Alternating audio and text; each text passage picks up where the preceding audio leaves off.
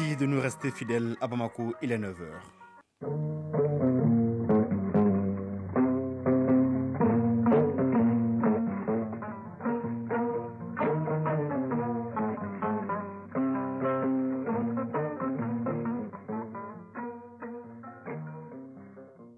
Le journal Mohamed Diarra. Mesdames, Messieurs, bonjour, bienvenue. Les titres. 26 nouveaux membres feront leur entrée au Conseil national de transition. Le président de la transition a signé hier le décret sur la lecture dans ce journal avec Ousmane Dao. Les négociations entre les partis russes et maliens se poursuivent à Moscou sur l'approvisionnement du Mali en produits stratégiques. Le ministre de l'économie et des finances, Alassane Touré, s'est rendu dans différents départements ministériels hier. Nous ferons le point avec nos envoyés spéciaux Yaya Kounaté et Brema Koulibaly. Les Burkinabés ne veulent pas de troupes françaises sur le territoire. Des centaines de manifestants ont dit donnent 72 heures à la force française de quitter le territoire. À suivre les sports, le Mali joue aujourd'hui contre le Rwanda en match retour du deuxième tour des éliminatoires de la CAN des moins de 23 ans. Rendez-vous avec Famoudou Dourté dans une dizaine de minutes. À suivre le dossier culture avec Cheikh Omar Sankaré, la société malienne se caractérise par les croyances populaires. L'homme malien est perpétuellement à la recherche de l'aide de la douche. Nous ferons le point en fin de journal. Voilà pour le sommaire.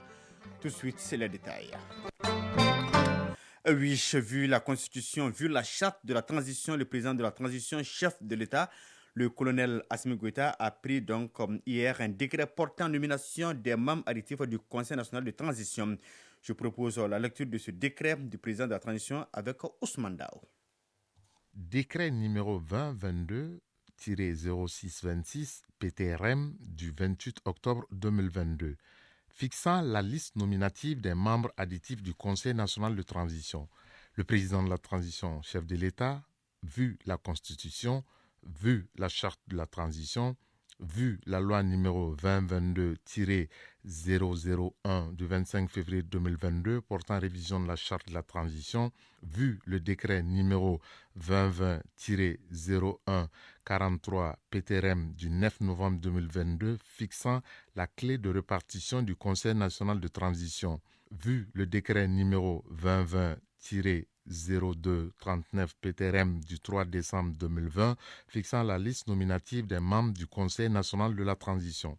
Vu le décret numéro 2022-0427 PTRM du 21 juillet 2022 fixant clé de répartition et de désignation des membres additifs du Conseil national de transition. Décrète. Article 1er.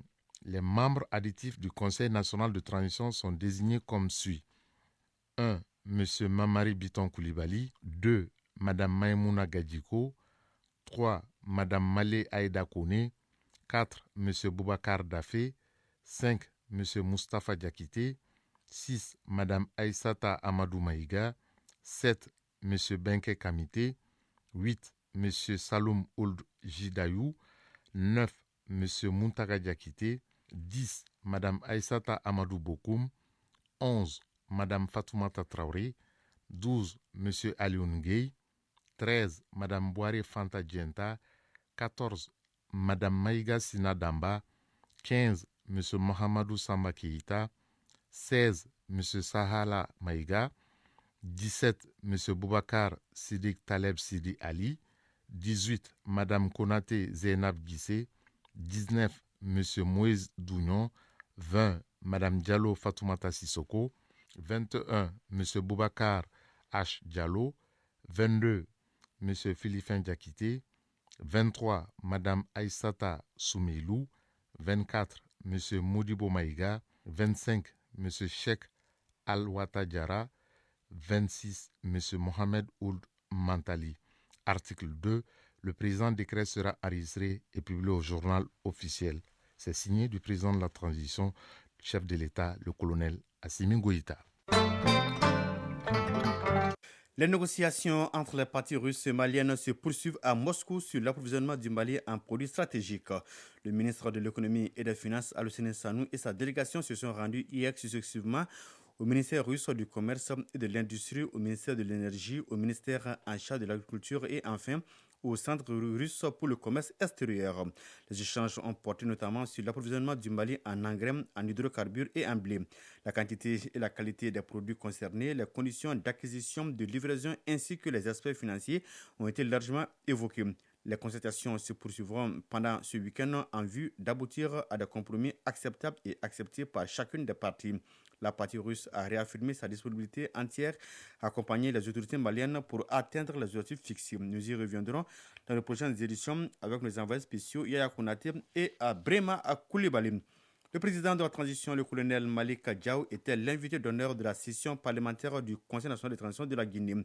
Une occasion pour le patron de l'organe législatif du Mali de rencontrer ses compatriotes pour leur donner des informations de première main sur l'évolution de la transition. Deux points avec nos envoyés spéciaux, Tamsir Diabaté et Oumar Traoré.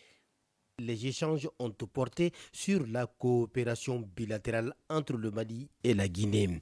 Aussi et surtout, il a été question de l'actualité du pays, notamment la sécurité, l'avant-projet de la Constitution et le transport sur le corridor Conakry-Bamako, la situation des étudiants maliens en Guinée, des échanges à bâtons rompus. En somme, nos compatriotes vivant en Guinée ont réaffirmé leur soutien indéfectible aux autorités de la transition. Mohamed Sidibé, président de la communauté malienne en Guinée. Par le hasard de l'histoire, il se trouve dans un pays aujourd'hui qui accompagne le Mali dans tout pendant cette période difficile.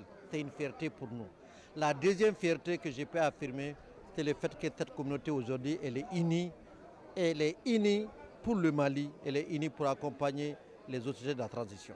Un soutien qui réconforte le président du Conseil national de transition.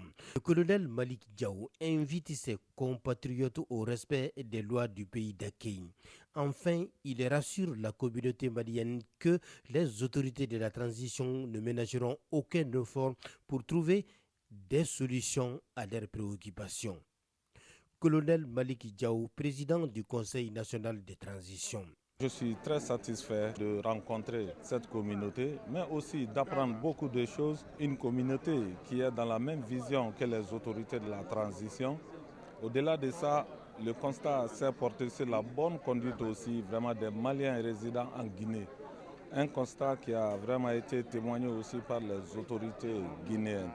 L'ambassadeur du Mali en Guinée a témoigné les excellents rapports entre la Guinée et le Mali qui se vérifient de jour en jour. Modibo Traoré, ambassadeur du Mali en Guinée. La convention qui lie le Mali et la Guinée depuis 1964, c'est la convention d'établissement qui fait qu'un Malien peut s'établir en Guinée et vice-versa, dans les mêmes conditions. Donc c'est cet élan qui a été consolidé aujourd'hui par la présence de nos deux chefs d'État et qui ont su consolider ces acquis-là. Conakry, Tamsir Diabaté, Oumar Traoré, ORTM. Bientôt, un ouvrage sera élaboré à l'intention des grands hommes et femmes du Mali. La réunion inaugurale du comité scientifique chargé de rédiger l'ouvrage s'est tenue au mémorial Modibo Keïta. Le point avec Alpha Maïga. Mémorial Modibo Keïta, tout un symbole, lieu de mémoire, et c'est bien l'endroit choisi pour cette réunion inaugurale. Il s'agit de celle du comité scientifique dont la mission première est l'élaboration de l'ouvrage « Les héros de la défense de la patrie ». Andogoli Guindo, ministre de l'Artisanat, de la Culture, de l'Industrie hôtelière et du Tourisme. Le président de la transition, chef de l'État, son Excellence le colonel Assimi Goïta, a instruit l'élaboration d'un ouvrage sur la vie et les œuvres des héros de la défense de la patrie du Moyen-Âge jusqu'à nos jours.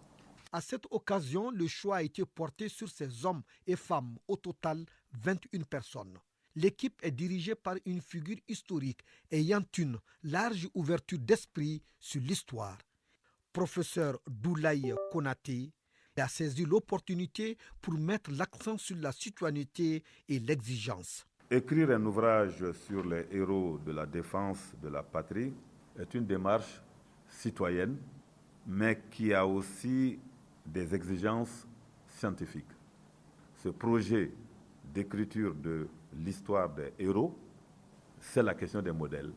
Au plan scientifique, dont l'objectif ultime, c'est de renforcer la conscience nationale. Une nation, c'est une conscience. Une nation, c'est des souvenirs en commun qu'on partage. Une nation, c'est une communauté de destin.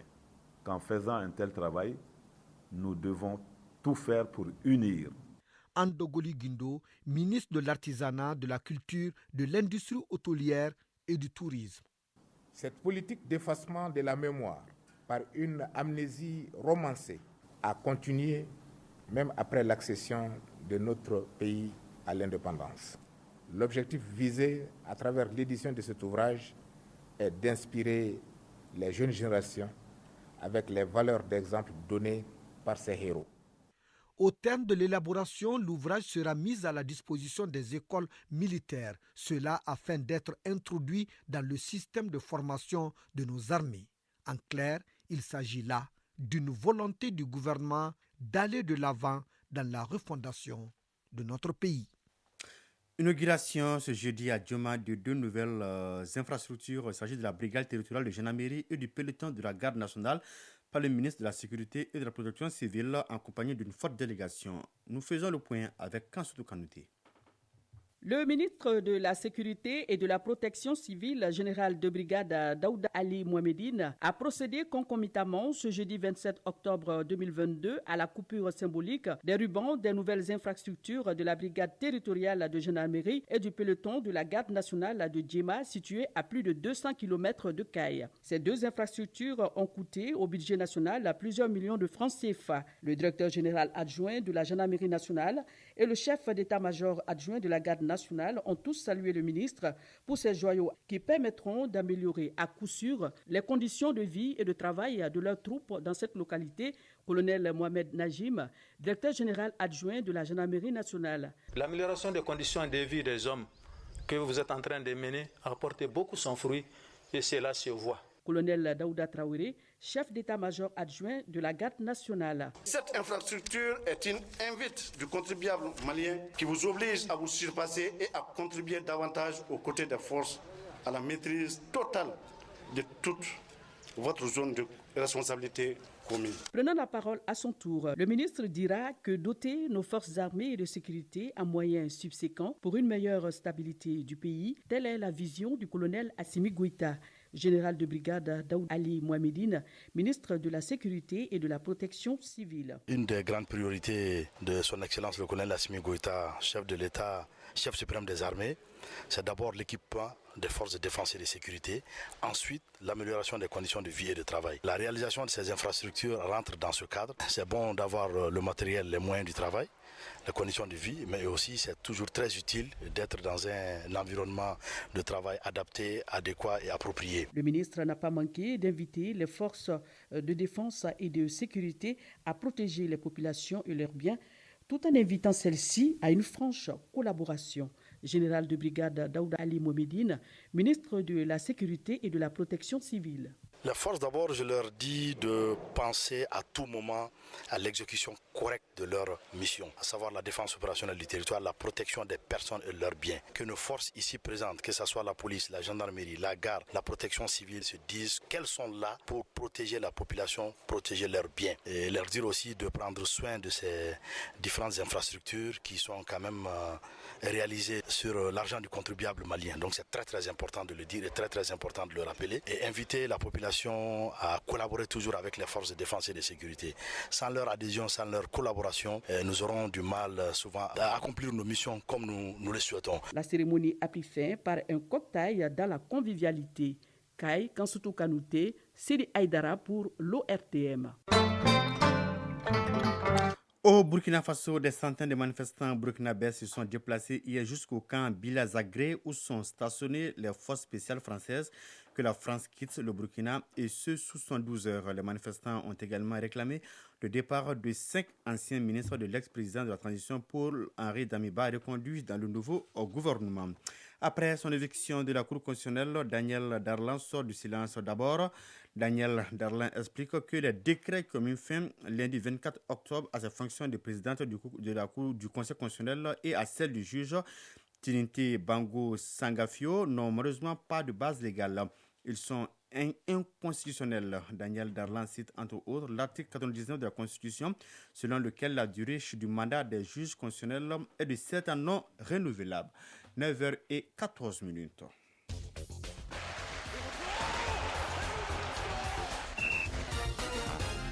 Oui, il est là, confortablement installé. Famoul Djourté, bonjour. Bonjour Mohamed Diarra. Le Mali joue aujourd'hui contre le Rwanda en match retour du deuxième tour des éliminatoires de la CAN des moins de 23 ans. À l'aller, Maliens et Rwandais s'étaient quittés sur un score de parité, un but partout à Butare au Rwanda. Cet après-midi au stade du 26 mars, le coach Aloubadra Diallo et ses joueurs doivent sortir le grand jeu s'ils veulent voir le dernier tour des qualifications pour la CAN des moins de 23 ans. Compte tenu de l'enjeu de la dite rencontre, Fotiki Tunkara s'est entretenu au téléphone avec le sélectionneur Aloubadra Diallo. Suivant. L'enjeu, c'est la qualification. Comme vous l'avez dit, nous avons quand même joué un peu match la semaine passée contre une équipe rwandaise qui est très physique. Là, aujourd'hui, nous allons tenter de nous qualifier d'abord et d'essayer de marquer plus de buts pour essayer de se qualifier pour le troisième tour. C'est possible parce qu'il y a de la place quand même. Depuis le match, il y avait de la place là-bas pour passer. Malheureusement, on a raté quelques occasions et aussi, ils ont raté des occasions, il faut de la vérité. C'est un match équilibré. Enfin, sinon, on a eu une première mi-temps, ils ont eu une deuxième là-bas à l'aller. Donc, on a essayé de se concentrer sur leurs points forts et leurs points faibles. Donc, on a essayé de travailler sur ce côté. Nous aussi, je pense qu'on a amélioré nos points faibles aussi. Parce qu'à l'aller, il y avait l'attitude qui nous a beaucoup gêné en deuxième mi-temps. Et vous savez aussi, c'est une équipe qui n'a pas de préparation. Hein. Nous avons joué contre des équipes qui étaient dédiées d'ici. Hein. Donc, on ne s'est pas préparé. Et pratiquement, ils sont partis sans championnat et tout. Et ils sont déjà à la 7e journée. Ce côté nous a beaucoup gêné, quoi. Mais je pense qu'on a eu 3 jours de regroupement ici. Nous sommes quand même Eric Henke vraiment motivés à faire la défense chez nous, se qualifier chez nous. Au-delà du travail technico-physique, le mental compte beaucoup. Quel est le discours que vous tenez à vos garçons? Le discours que je tiens à mes garçons, il est simple. Hein. Si un jeune n'est pas motivé à jouer avec son équipe nationale, je pense que c'est pas la peine, quoi. C'est une chance pour eux. La chance qu'ils ont aujourd'hui, elle est double. Hein. D'abord, de se qualifier en Coupe d'Afrique pour les Jeux Olympiques. C'est une vitrine de se faire voir aussi, par rapport à leur club aussi. Ensuite, l'autre chance qu'ils ont, ils ont le sélectionneur adjoint de l'équipe nationale qui est avec eux. Ils ont les sélectionneurs de l'équipe qui est avec nous depuis 3 jours, qui s'entraînent avec nous. Je pense que c'est une motivation. C'est pas une question d'argent et rien. Aujourd'hui, je pense que le plus important, c'est de défendre les drapeaux comme le font tous les autres aujourd'hui. Donc, nous sommes vraiment prêts et ils sont conscients de ça. Un appel au public qui vient nous soutenir dans les moments difficiles, et surtout dans les moments difficiles, on a besoin de. Voilà, c'était donc Alou Badra Diallo, le sélectionneur des moins de 23 ans du Mali. Il était au téléphone avec Fotiki Tunkara. Handball, à présent, les juniors maliens jouent ce samedi le match de la 3e place du Challenges Trophy contre leurs homologues du Cap-Vert. Ce sera avant les finales. Les joueurs de l'entraîneur Tigaoué Drago vont tenter d'arriver à la 3e place face au Cap-Vert et monter sur le podium dans la catégorie des moins de 20 ans. Les cadets maliens, eux, se sont classés 5e devant la Gambie. Les finales, elles se jouent dans les 2 catégories entre le Sénégal et la Guinée, pays hôte du Challenge Trophy 2022.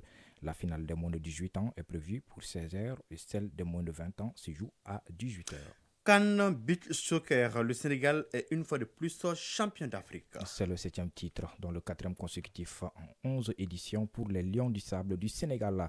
Le Sénégal a battu ce vendredi l'Égypte au tir au but 6-5 lors de la finale de la 11e édition de la CAN de Beach Soccer. Le score était de 2 buts partout à la fin du temps réglementaire. En plus d'être champion, le Sénégal rafle toutes les distinctions individuelles. Auteur de 9 buts dans le tournoi, Seydina Diagne a remporté le titre de meilleur buteur de cette CAN.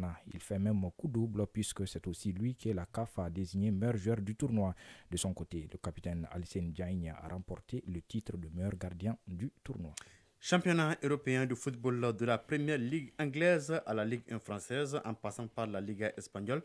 3 affiches alléchantes sont au programme ce week-end. On commence par l'Espagne. Après son élimination en Ligue des Champions, le FC Barcelone retrouve les pelouses ce samedi. Les Catalans se rendent à Valence pour le compte de la 12e journée de la Liga.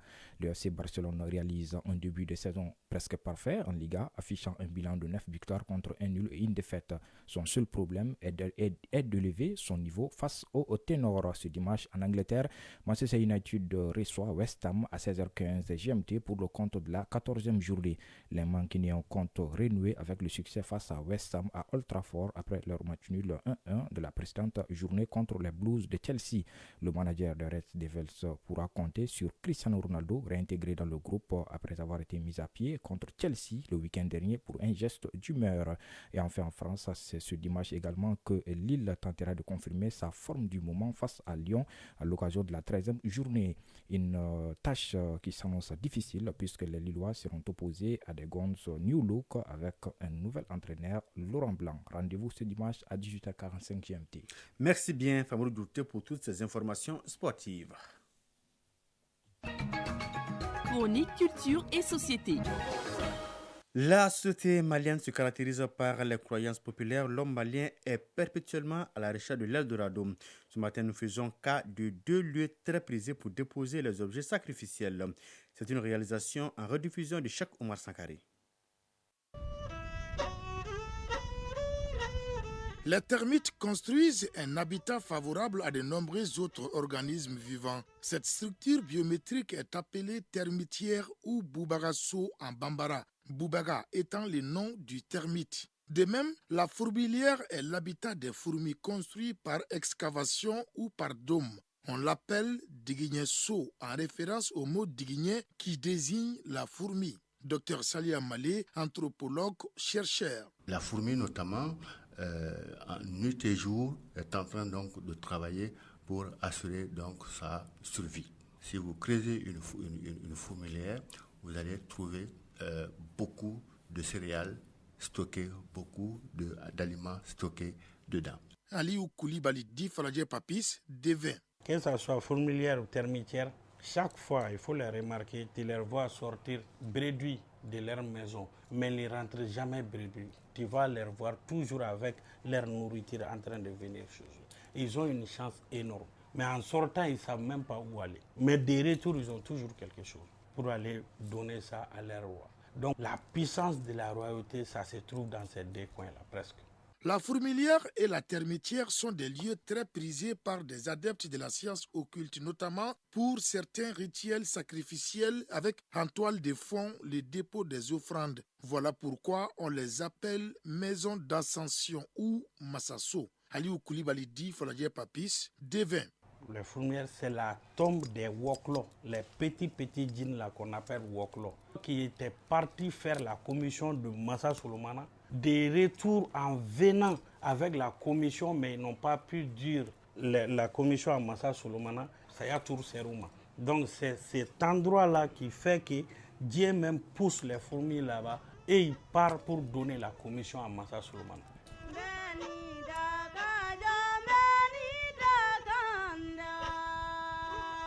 Dans cette vie ici-bas, tout le monde cherche le Massaya, le pouvoir, la vie, l'ascension.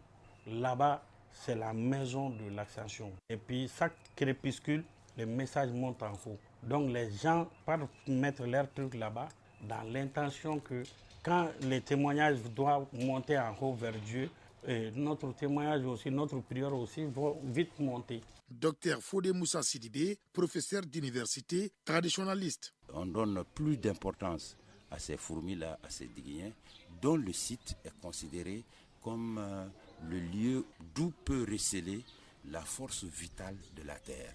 C'est-à-dire, la force vitale de la terre peut sortir de ces fourmilières-là. Donc, en ce moment, en allant déposer ces offrandes là-bas, c'est comme si on faisait aussi un autre rituel, qui est le rituel à la terre.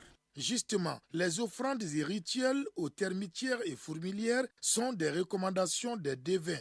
Parmi les techniques de divination utilisées par ces derniers, il y a la géomancie à 16 figures appelée Tieda ou Bugurida. Cet art divinatoire est pratiqué sur un tas de poudre de terre étalée soigneusement jusqu'à en faire une surface plane sur laquelle sont tracés les signes géomantiques. Dr Salia Malé, anthropologue, chercheur. C'est la terre de la fourmilière qui est récupérée par les devins pour faire la divination.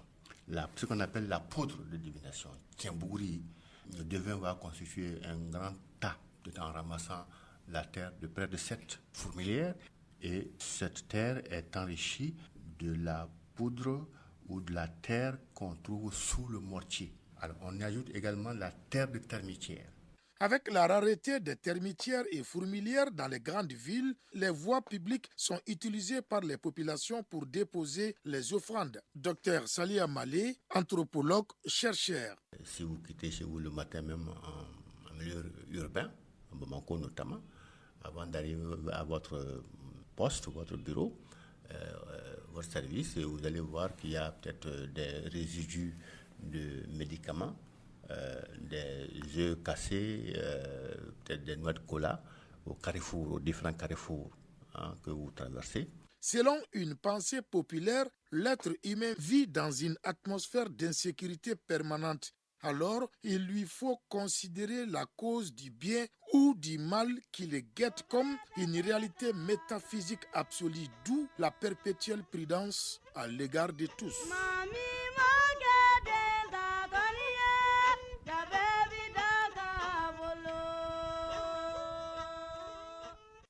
9h25, c'est la fin de cette édition présentée par Mohamed Diarra avec le concours de Halima Ouattara à la mise en ligne. La mise en ligne est assurée par Tamsir Diabaté et Cheikh Abdul Aziz Koulibaly, coordination éditoriale Ousmane Dao. Passez d'excellents moments en compagnie des programmes de l'ORTM. Au revoir.